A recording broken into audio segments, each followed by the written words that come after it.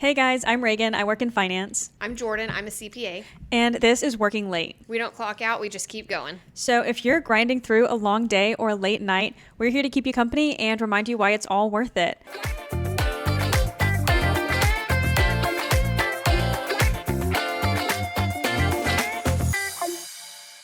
So, Jordan, what do you have going on this week?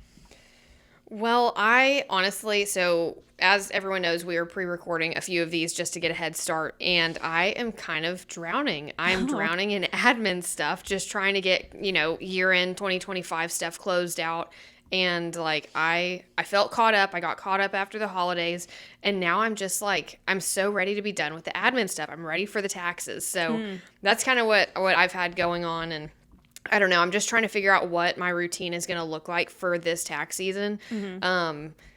I don't know what your preference is whenever you're having to work long hours and stuff. Usually in the past, I typically will work 12 to 14 hour days during the week. That way I can have all the plans I want during the weekends, at least until March or April. But I am just not there right now. And I'm just trying to figure out how I'm supposed to do this while pregnant.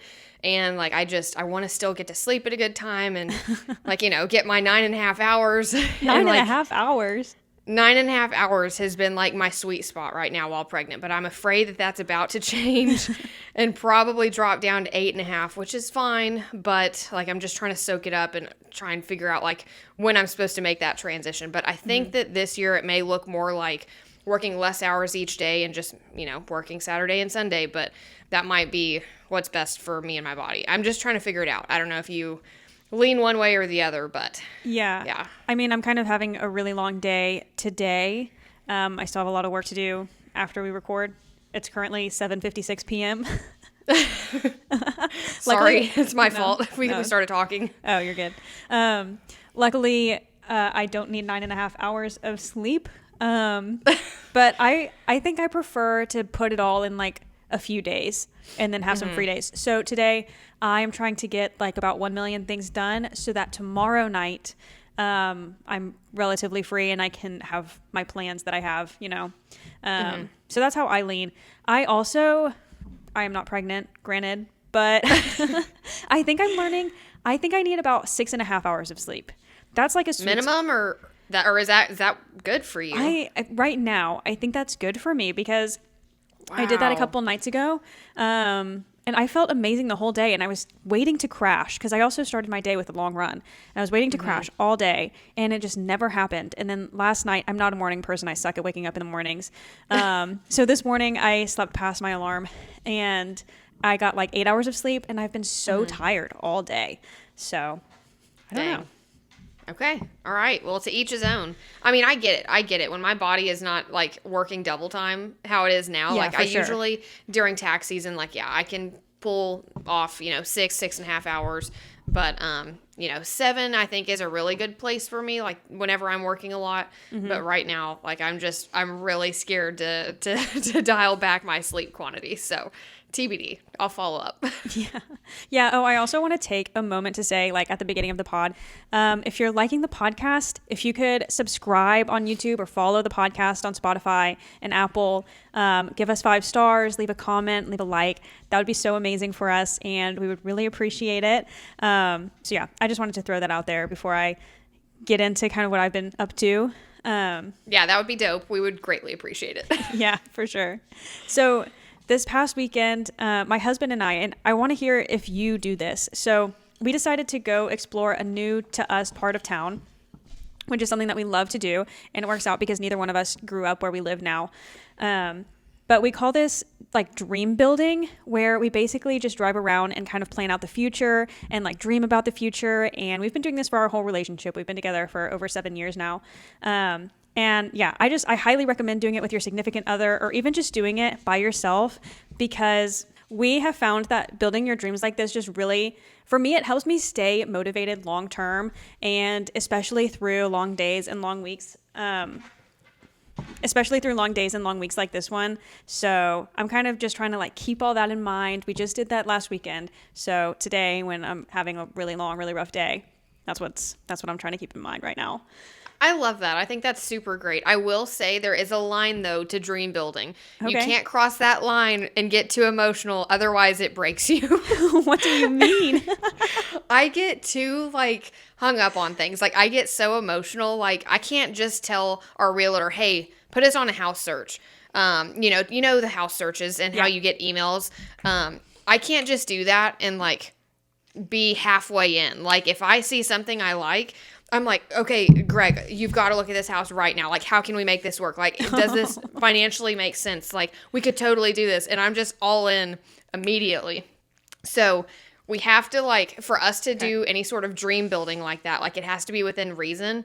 I'm sure you know of like the study where they studied kids who looked at the marshmallow compared to those who did not. No. Right.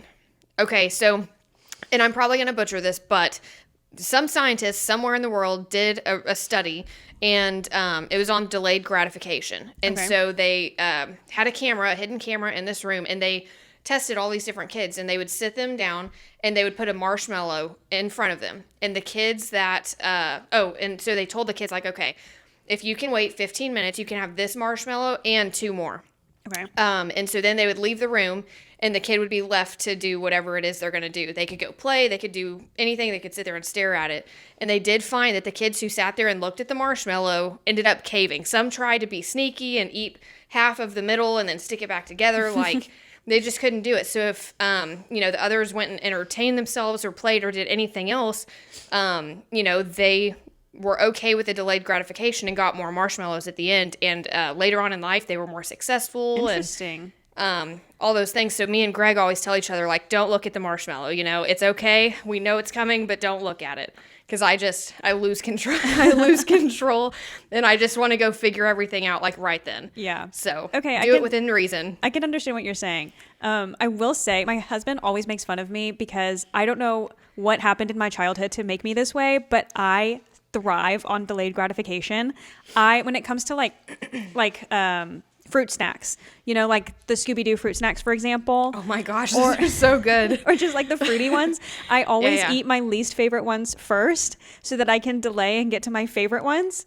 Yes, and end on the best flavor, right? Yes. Dude, I totally feel you on that. Okay, my husband thinks I'm crazy for doing that, but No, I got you. yeah, he always makes fun of me because I like to make up my own little versions of delayed gratification in my life. But That's awesome. so yeah, dream build if you feel like you can handle it to the extent that you feel like you can handle it. I think it's a great motivator, but It is great. I will say I need it to some extent, but like we have to go into it, me and Greg, like on the same page. Like, look, we're not here yet, but what is our next step going to be? What do we want to envision ourselves, moving into for our next house or whatever it may be? And so it's nice having that mental picture and making sure, we are on the same page with where we want to go. yes. But you have to make sure and communicate ahead of time, like, hey, we're not there yet. We're working hard now, so we can do this in the future. Yeah. So just open communication with your spouse or with yourself if you need that. Well, speaking of working hard to get there, what's on your desk this week? What are you working on? What am I working on? Like I said, so I've just had so much admin work right now. Just trying to get my own bank recs done and whatnot, and trying to get all of our procedures in place and like ready for tax season. So I don't know if anyone else in public accounting is kind of struggling through this as well, but with the One Big Beautiful Bill Act, there were all of these new things, like, for example, Trump said something about not taxing overtime. Well, the more we're diving into it, like, hey, it's not like any overtime is like not taxed, period. It is still subject to the FICA taxes. Okay. And only a portion of it is not subject to federal income taxes. Whereas it was kind of made out to be like the whole part of your overtime is not actually taxable. When in fact, overtime is a time and a half. Only that half is the part that's not taxable. And apparently it's called an overtime premium. Okay. And so that piece specifically is what's not taxable. And it does affect a lot of people and a lot of our clients. But yeah, just really trying to work through those and how we're going to process payroll reports and address all of those issues, even though like there's not a new W-2 form and not a ton of guidance on like how that's supposed to be reported. So you have to kind of build out like a whole new system to figure that out.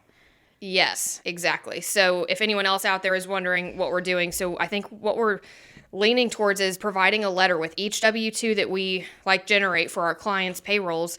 We're going to provide a letter saying, hey, this is what your overtime was for the year, your total overtime wages, and this is what we've calculated your overtime premium to be. But per the guidance, like you have to only use your premium, not the total overtime. So it's been a whole thing and a huge topic this week. And I know other tax practitioners are dealing with that too. So I do not envy you having to figure that out right now. Yeah, it's been interesting for sure. So what's been on your desk? Okay, I'm having a busy week this week, kind of with just a bunch of random things that have to get done. We're about to go through a big forecasting cycle, our first one of the year, and finalize the yearly budget. So we're in January when we're recording this. I don't think this episode will come out for a while, but it's currently January. So yeah, a bunch of little things, trying to get them all done. I had a one-on-one with my boss yesterday, and she did have to kind of like talk me off a ledge. And how big of a ledge? Well, okay, I promise I don't normally need this much hand holding, but the things were just really piling up. And I was like, man, I don't know. Well, she was asking me how much time everything is going to take and like when I can have it all done. And I'm like, girl, I do not know. This is a lot. Like my eyes were just getting wider and wider. And she's like, okay, let's break this down. So you have this task. This should take you 2 hours. Do that right after this call. Really? Okay, so she was able to really help kind of give you some groundwork and lay out your next steps for you. Yes, which was super helpful. That's helpful. I promise I don't normally need that, but yeah, it did help a lot. Sometimes that's what it takes. That's what it takes. Yeah, for sure. And honestly, she gave me a great plan. Today, unfortunately, I had like 2 more things get added to the pile, and it's like, all right, let's start over. Yeah. I also, okay, I'm not trying to complain, but it's been a busy week. So I also had a meeting on Monday that honestly did not go super well. I did this analysis. It had been signed off on, so I thought, and I had this meeting to present my analysis and my work to the VP. And in that meeting, I learned that he actually completely hated all of my work. And I'm so sorry. All right. So yeah, I need to redo that. But you know what? That is the first meeting I have had in a long time that hasn't gone super well. So I'm calling that a win. I used to get negative feedback every single week, if not daily, especially at the beginning of my career. But now that's the first negative feedback I've gotten in maybe a year and a half. That's killer. So that's killer. It's okay, you know. Was it at least constructive? Do you feel like you learned something from it and took something away from it? For sure. And he was not being mean, and I have learned not to take it personally.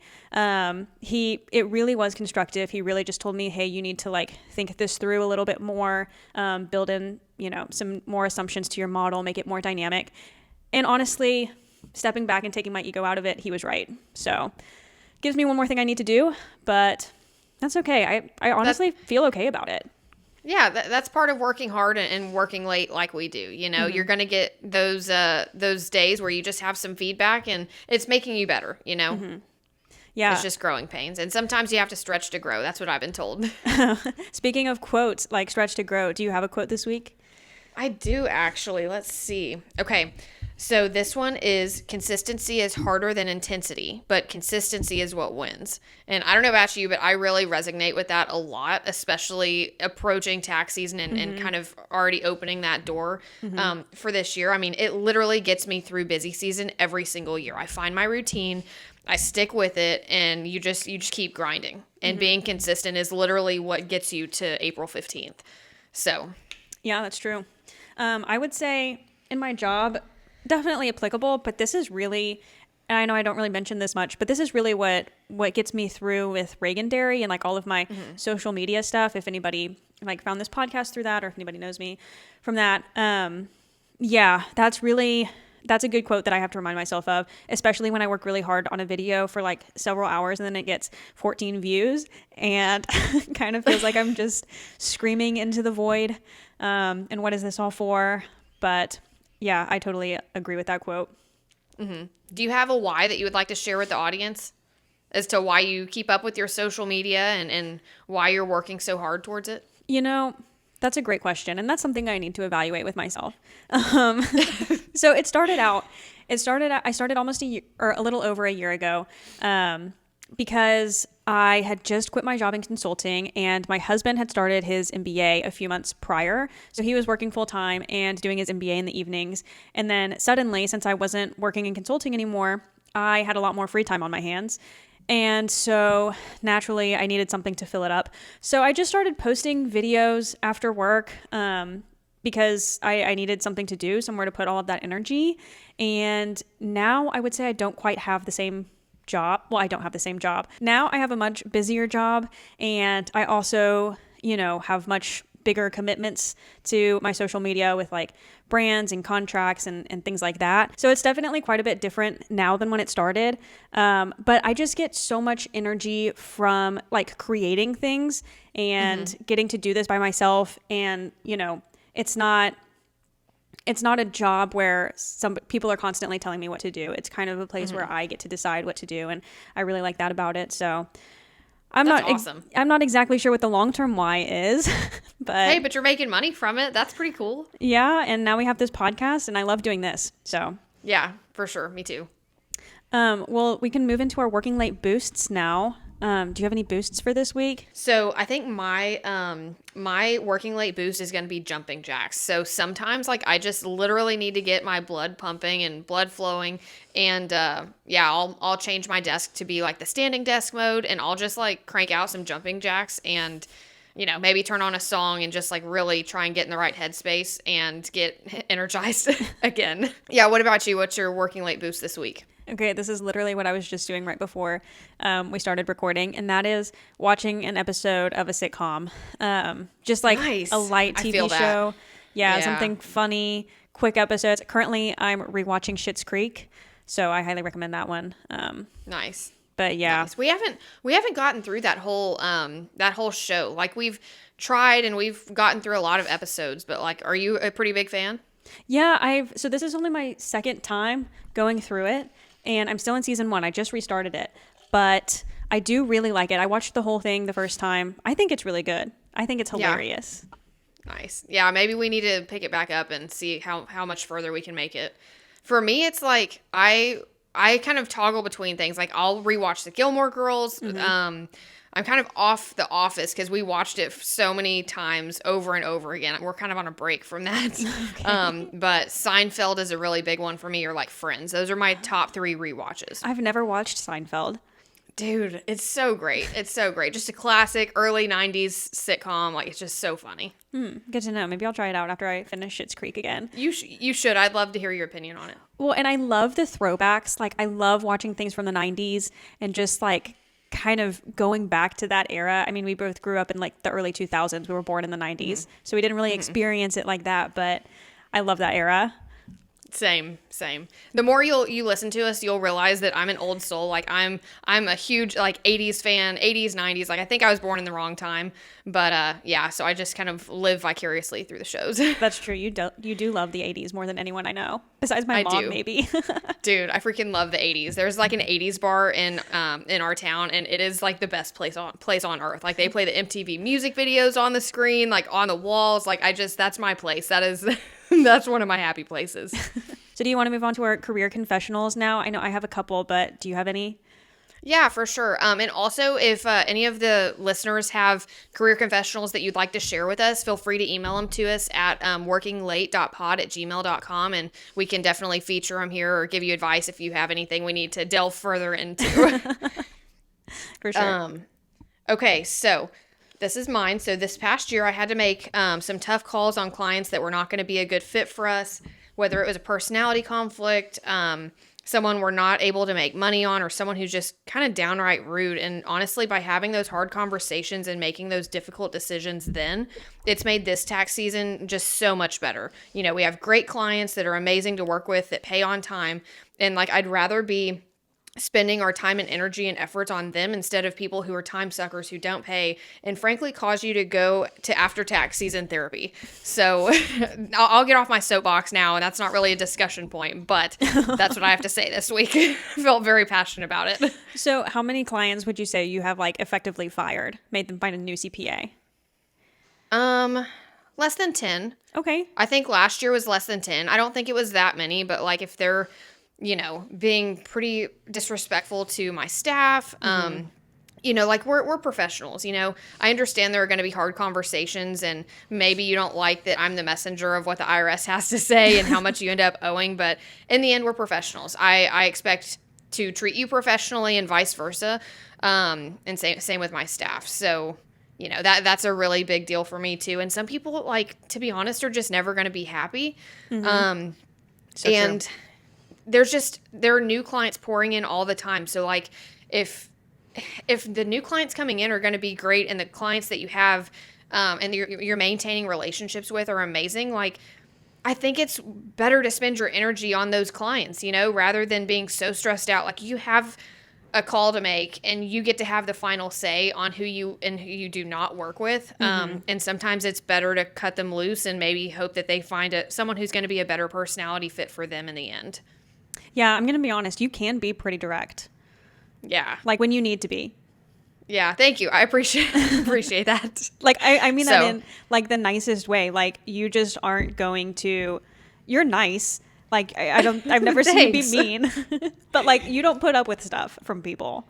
Yeah, I don't have I wouldn't say I have a short fuse, but like I'm just not going to put up with it, Like we're all here to do our job, and like you've literally hired us to help you better your tax situation and be more proactive and all of these things. So like, if you're not going to let me do my job and like, it's not going to be a good relationship, then maybe it's just better to go elsewhere. And I'm not afraid to say that, but I do try and give people some grace. Like I get, we all have bad days and like, I feel bad just kind of cutting someone loose without having like a really good reason, to back it up with. So I do try and be lenient, but there is a line still. So I don't know if anyone else out there has that experience or, any opinions on that, but I'd love to hear. Yeah, me too. I would actually love to hear y'all's crazy clients that have come in and all of the chaos that's come with that. That would be really great. Y'all can email us at workinglate.pod. Yes, please do. So do you have any career confessionals for us? I do. So first I asked my husband right before this if he has any career confessionals, and literally all he said was, this is a quote, "It never fails that after every sales meeting, a few salespeople are fired due to drunken behavior." What? So my husband, he doesn't work in sales, but he does like he works cross-functionally with sales. And so they have these sales meetings twice a year, and they have a big party and people always get super drunk. So that took me back to my time in consulting. So we used to go on trips every year as like a celebration for hitting our goal the prior year. And so every year on these trips, there was a big party with like an open bar. And for some reason, they always had an open bar, but like not very much food. I'm not sure why. That's just asking for it, man. You just want to fire people at that point. Yeah, and it's a lot of like young people working in the environment. Like most people go to work there straight after college. Yeah, they don't have experience or know how to handle their alcohol in front of work people. And it's also a lot of guys straight from the frat. So nice. You can imagine. Naturally. Yeah, for sure. So I have two stories that reminded me of. So one year we went to Miami and the party was the same day that we got there. And so I hadn't really eaten anything all day as we were traveling up until dinner. So then once we got there, a few of my coworker friends and I went to a pizza place. It was just like across the street from the hotel. And I ended up eating an entire pizza before the party. Nice. Not like a huge one, but and that's, a big pizza. Enough. I hadn't eaten all day. Okay. Hey, I don't blame you. I would smash a pizza right now, to be completely honest. So fast forward to the party. I had a couple drinks. By the way, I'm about 5 feet tall and I almost never drink. So this is like a lot for me. But I was talking to my friends and I told them that for some reason I like didn't feel anything yet from the alcohol. I was like, this is so weird. Like 2 drinks is a lot for me. And then my friend Barbara said in front of everyone, super loud, "Yeah, probably because you just ate an entire pizza right before this." Nice. Thanks a lot, Barbara. Yeah, shout out Barbara. So she did have a right point. under the bus. She did have a point, but I have never let her forget. I mean, that it makes sense. She called me fat in front of everyone. Yeah, it makes sense, but she shouldn't have ousted you like that. I would have felt so betrayed. That was hilarious, though. Nice. Second story. Okay, so we had this lady who worked with us, and she's like executive assistant. She wasn't a consultant. She was a bit older than everyone, and she loved to party. And she always got like way more drunk than everyone else. It was hilarious every time. And so one time we had a party at the office. I don't know why. They brought in like a bartender. And we each got 2 drink tickets. And then this party was towards the end of the day. I think it was at like 4 p.m. And so lots of us were only using like one of our drink tickets so that we could, drive home. Or if people still had work to do, they were at least being smart enough not to get super drunk. Anyways, this lady, she was just going around and collecting and using everyone's extra tickets. Nice. Dude, that's literally straight out of The Office. That is, what's her name? Meredith? Meredith. That's totally Meredith. Yeah. Needless to say, she did have to stay at work really late that night. Nice. Shout out to her if my old coworkers are watching this, y'all know what I'm talking about. That was so funny. Dude, that's awesome. So, do you think she slept at the office? No, I don't think so. I think she actually had her man come and pick her up. Nice. Smart. Hey, honey, I need you to take me home from work. I got too drunk. I got too drunk at the office. Please come get me. Man, what a life. Yeah. Anyways, moving on. Do you have any hot takes this week? Yeah, actually, that kind of is a great segue into one of my hot takes. So office parties, like office celebrations. I don't know if you have your own opinion on this or not, but so I'm in a smaller office. There's only about 5 of us right now. We are growing. But there's not very many of us. So in my office, we celebrate everyone's individual birthdays, and usually they get a small thing of flowers. And if they're like celebrating a big birthday, like 30, we've had a lot of ladies turn 30 this year. They get decor, and we try and make a big deal out of it, and then they also get a dessert, or whatever they're choosing is. And like, at what point do you think it makes sense? Like, hey, we're too big, no longer doing this. Like, and I think it's really nice to like treat your employees, especially if you're smaller like that. But like, I do think at a certain point, you probably do have to switch to like, hey, we're celebrating January birthdays or February birthdays, and maybe let people pick a dessert together. And I know this is a whole office episode in and of itself as well. Or like maybe you do all January birthdays together, but everyone gets to pick their own dessert. But then there's a lot of leftover dessert. So I don't know if there's really a win-win situation here. Yeah. I mean, obviously I love like an individual birthday celebration. I actually don't think you're ever too big to do that. That's my take. Really? Okay. All right. Yeah, well, I have some people I need to tell. Make everybody feel special, give everybody their own day. I think this stems from being a kid. I have a summer birthday, and so I never got to celebrate my birthday at school, and I always was so jealous. I always wanted to bring in like cosmic brownies and, hand them out to the class. And so usually what they would do is they just had one day for all the summer birthdays. And so, all of us would bring in. You were one of those. Yes. And I hated that.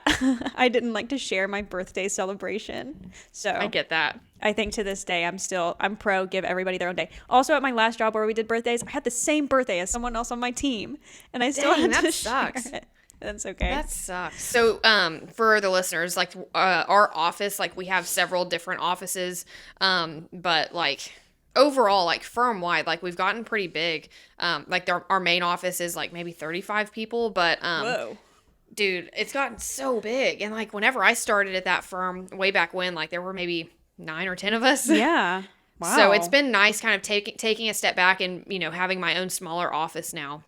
But, yeah, like, it's crazy because, like, I think that they have now graduated to the point where they all do, like, January birthdays, and then I think they decided, like, okay, everyone can pick their own dessert. But then there's just so much left over, so I don't know. I think at Greg's office, they do January birthdays with, a whole slew of things, but I don't know. I like being a small office and making people feel special, so. Yeah, I agree with that. I think to everybody's birthday.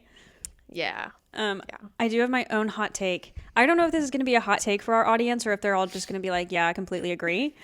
But my take is that paying for convenience is completely worth it.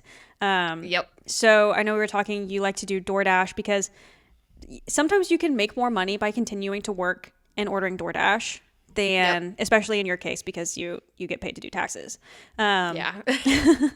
My husband and I started paying for a lawn crew this year, which has been life changing. We used to have to spend a few hours every weekend in the summer, like mowing the lawn and doing that. So that's been a complete game changer. I also, this is kind of a dumb example, but I've been drinking these little Chobani like protein things. A few years ago, I never would have spent $3 on one drink. These days, I'm like, I'm absolutely going to spend $3 on one drink. You know, it's 20 grams of protein. Why wouldn't I do that?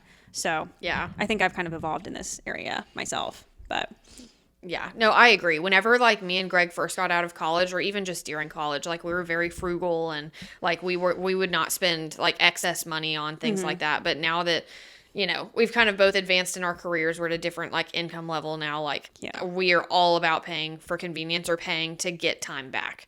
That's one thing that you're not ever going to be able to recoup, but like we're going to make more money. So, you know, I really like doing lawn work, especially like during the summer and spring, because like I get to get outside and like get some sun. Like I'm all about it. I usually mow, and Greg does the weed eating and edging. So I'm like against us personally doing it because I enjoy it so much. But I will say we do pay to have someone pick up the dog poop, because it was not getting done, and it had to happen. there you go. It had to happen. So that's our convenience thing. And yeah, just like you said, DoorDash. Sometimes I'm at the office, and right now with all these doctor appointments for the pregnancy, like my time is very limited, and like literally the more tax returns I crank out, like the better for everyone. So sometimes like even Greg will encourage me, like, dude, you just need to eat, like just DoorDash it. And it's not like it happens every week by any means, but some days like you just got to do it. So hey, if it does happen every week, that's fine too, you know. it doesn't quite yet, but if it gets there, I probably won't admit it, but you know, sometimes it is necessary. Yeah. Okay, so do you want to move over to our listener corner now? Absolutely. All right. Okay, so I have one. I don't know if you have any. But I have this one, and it says the client asked if I had 5 minutes for a quick call at 4:57 p.m. I said yes, but then I left the office at 7:40 p.m. Should I do this for my clients, or should I learn to set better boundaries? How many times has that happened to you, Jordan? A handful. Okay. I usually don't let that fly. I was expecting you to say it happens like all the time. No, it doesn't happen all the time. I don't know. Maybe more than a handful. Maybe 2 handfuls. Maybe 10 times or less. But yeah, I mean, most people like they'll call during the day or whatever. But like I'll have some that. But like during tax season, like I stay late. I work late. So it's not like that's really a big thing. But if it's like the off season, heck no, that's not happening. I'll call you tomorrow at like 9 a.m. Yeah, that's fair. I obviously don't have clients in my current position. I do have like requests, or sometimes people will ask me for something late in the day. I would say I'm not very good at setting boundaries. Usually I'm like, okay, I'll just do it. Today, I will say I was working on a request that came in at like 4:30, and I was trying to get through it. And I realized that like I needed some more guidance on something, and I saw that the other person who needed it had logged off already, and so I was like, okay, whatever, I'm not gonna sit here and finish this right now if they're not even needing it right now. But I will say, when I worked in consulting and everything we did was for clients, we had a meeting one time where they told us, hey, we work a lot of hours here. Maybe we shouldn't be emailing our clients back at like 3 a.m., but it might be good to email them back at like 10 or 11 p.m. so that they know we're working really hard and we're working late all the time for them. But we're also not waking them up in the middle of the night if they happen to have their notifications on, or, you know, we want to seem a little ridiculous, but not that ridiculous. 3 a.m. is like, I'm starting to question the quality of the work you're giving me, to be honest. That is a good point. Yeah, I say that because we've been there. Like we have had some emails like get received around that time, and we're like, bro, go back and check your work. This makes no sense. I mean, that's fair. Like, whose brain is really working at 3 a.m.? I don't know, man. I don't know. I don't think that's ever been me. Like, I stay up till midnight, and usually after midnight, I'm shutting it down. Yeah, that's completely fair. I feel the same way. Yeah. So what do you think? Should you do a call at 4:57 or? It depends. Like, how late are you staying? If you're leaving right at 5, maybe you have dinner plans. If you have something going on, or you're like already decided that you were going to leave at a certain time, probably not. Yeah. Probably not staying for that. But if I'm already working late, I'm going to be at the office anyways. Like, sure, I'll take the call and keep working on taxes, like in the background. But I think it really is a case by case situation. And I will say there are a handful of clients that are super special to me. I will bend over backwards for them, and like, whatever it takes. I know this past Friday I had a client text me, and he was like, "Hey, I'm sorry." And I don't usually give out my number to clients, but again, there are these special handful of people who do have my personal number, and he's like, Wow. "Hey, so sorry to bother you on a Friday night, but XYZ." And he was doing bonuses Saturday night for his employees, and he wanted to reference like whatever we paid them last year. So I hopped on. I didn't have anything going on. So in that case, like, yeah, I don't mind going the extra mile to help you out and try and give you the best customer service. Okay. Okay, well, I guess that's all we have time for tonight. Thanks for listening, and remember to just keep going. The work you're doing will pay off, and yeah, we'll see you next week. Bye, guys. Bye.